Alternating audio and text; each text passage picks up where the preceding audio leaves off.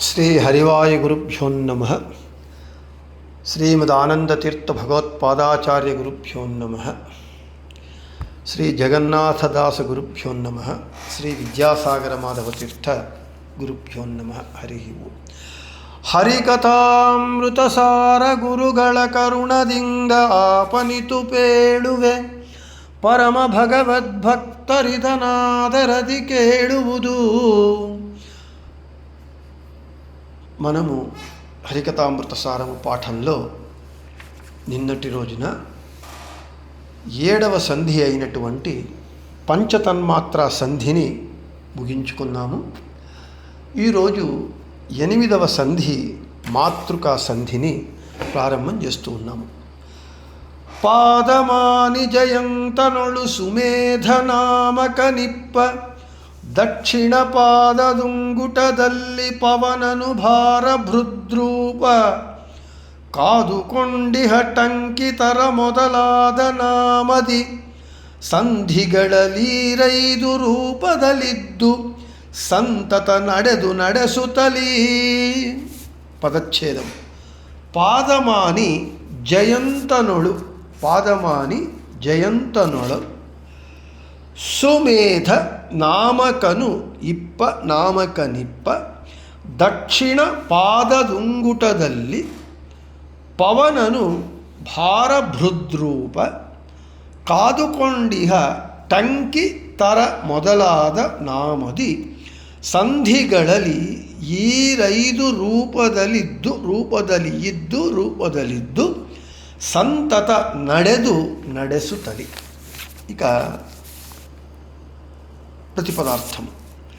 పాదమాని, మన 2 పాదములకు అభిమాని దేవత అయినటువంటి జయంతనొళగే, ఇంద్రుని పుత్రుడైనటువంటి జయంత అనేటటువంటి దేవత యందు సుమేధ నామక, ఆ జయంతుని యందు సుమేధ అనేటటువంటి పేరుతో యజ్ఞనామక భగవంతుడు భగవంతుడు ఉన్నాడు.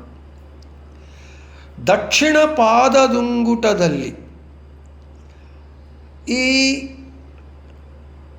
కుడి పాదము యొక్క బొటనవేలునందు పవనను, భారతీరమణుడైనటువంటి ముఖ్య ప్రాణుల వారు భారభృద్రూప అంటే వాయు అంతర్యామి అయి భారభృత్ అనేటటువంటి నామముతో భగవంతుడు కాదుకొండిహ అంటే ఈ దేహాన్ని రక్షిస్తూ ఉన్నాడు అని చెప్తున్నాడు. టంకితర మొదలాద, మనకు వర్ణమాలలో టా ఠా డా ఢా డా టా వర్గము తావర్గము. టంకి ఇతర మొదలాద, టా టంకి ఠా ఠళక, టా వర్ణవాచ్యుడు టంకి, ఠా వర్ణవాచ్యుడు ఠళక, డా వర్ణవాచ్యుడు డరక, ఢా వర్ణవాచ్యుడు ఢరి, నా వర్ణవాచ్యుడు నాత్మ.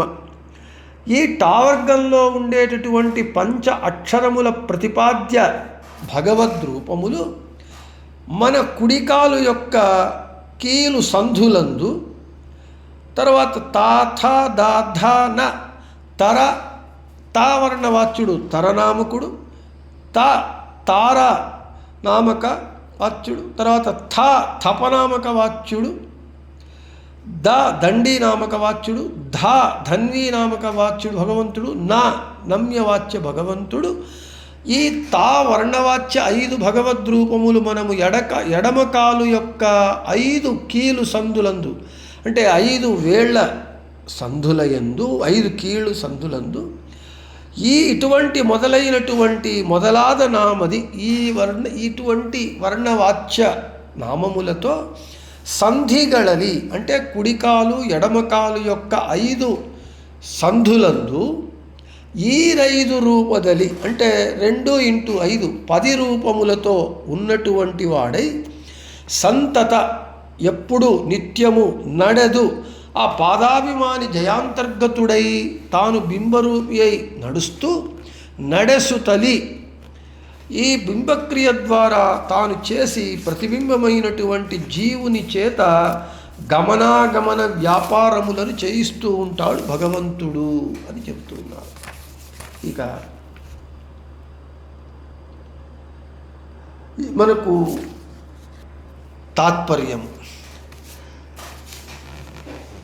మన దేహములో ఉన్నటువంటి పాదమునకు అభిమాని దేవత అయినటువంటి జయంతుని యందు సుమేధనామకుడై, మన కుడి పాదములందు ఉన్నటువంటి బొటనవ్రేలునందు ముఖ్య ప్రాణాంతర్గతుడై భారభృద్రూపముతో, ఇక టా ఠా డా ఢా ణ ఈ 5 వర్ణవాచ్య భగవద్రూపములు కుడి కాలు యొక్క 5 సంధులందు, ఇక తా థ దా ధ న ఈ తావర్గంలో ఉన్నటువంటి 5 వర్ణవాచ్య భగవద్రూపములు ఎడమ కాలు యొక్క 5 సంధులందు. ఆ 5 సంధులు ఏవి అని ముందు వివరణలో చెబుతాను.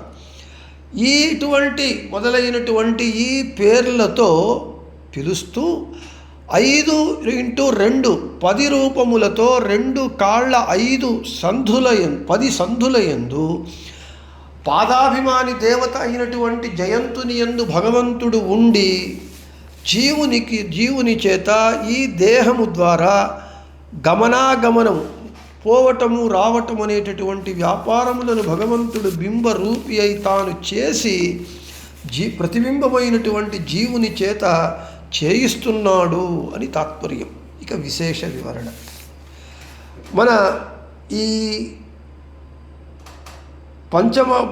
పంచతన్మాత్ర సంధి యందు, తర్వాత మిగిలిన సంధులందు పంచమహాయజ్ఞ సంధి, పంచతన్మాత్ర సంధి, వీటి యందు మన ఈ స్థూల దేహంలో ఉన్నటువంటి భగవద్రూపముల ఉపాసన ఎలా చేయాలి అని చెప్పి, ఇప్పుడు ఈ సంధి యందు 51 వర్ణములు, అక్షరములు, ఆ 51 వర్ణవాచ్య భగవద్రూపములు మన దేహంలో ఎక్కడెక్కడ ఏ భగవద్రూపములు ఏ అభిమాని దేవతాంతర్యామి అయి ఉన్నాడు అనేటటువంటి విషయాన్ని తంత్రసారంలో మధ్వాచార్యుల వారు చెప్పిన విధంగా మాతృకాన్యాస క్రమము చేత ఉపాసన చెయ్యాలి అనేటటువంటి విషయాన్ని జగన్నాథదాసుల వారు ఈ సంధి యందు వివరిస్తూ ఉన్నారు.